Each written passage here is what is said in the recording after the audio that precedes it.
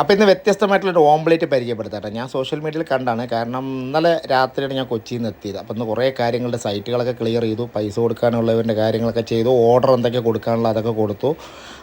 പിന്നെ മെയിനായിട്ട് മോനൊരു ഫുട്ബോൾ വാങ്ങണമായിരുന്നു. അവനത് മെയിനായിട്ട് വേണമെന്ന് പറഞ്ഞു. അപ്പോൾ ഞങ്ങൾ രണ്ടുപേരും കൂടി അത് വാങ്ങി. ഒരു സൈറ്റിൽ മെയിൻ്റനൻസ് ഉണ്ടായിരുന്നു. ഒരു ലോക്ക് പൊട്ടി എന്ന് പറഞ്ഞിട്ട് അത് മാറ്റണം എന്ന് പറഞ്ഞത് മാറ്റി കൊടുത്തിട്ട് വന്ന് വീട്ടിൽ വന്നപ്പോഴാണ് ഇത് കണ്ടത്. അപ്പോൾ വ്യത്യസ്തമായിട്ടൊരു ഓംപ്ലേറ്റ് എന്തായാലും ഉച്ചയ്ക്ക് ചോറിന് ഉണ്ടാക്കണം. അപ്പോൾ ഇത് വ്യത്യസ്തമായിട്ട് ഉണ്ടാക്കാമെന്ന് പറഞ്ഞിട്ടാണ് ഞാനിങ്ങനെ കണ്ടത്. വാഴയില ഓംപ്ലേറ്റ് ഇട്ടാൽ ഒരു കടായി ചട്ടി എടുത്തു, അതിൻ്റെ മുകളിൽ ഒരു വാഴയില വെച്ചു, അതിലേക്ക് നമ്മൾ മുട്ട വെച്ചു. മുട്ട കൂടുതൽ ഇൻഗ്രീഡിയൻസ് ഒന്നുമില്ല. മുട്ട, സവോള, പച്ചമുളക്, ഉപ്പ്, വേറൊന്നും ഇട്ടിട്ടില്ല കേട്ടോ.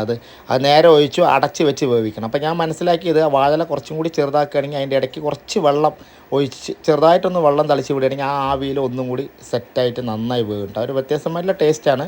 വേറൊന്നുമില്ല, ഓയിലും കാര്യങ്ങളും ഇല്ലാത്തവണ്ണം അടിപൊളിയാണ് സംഭവം.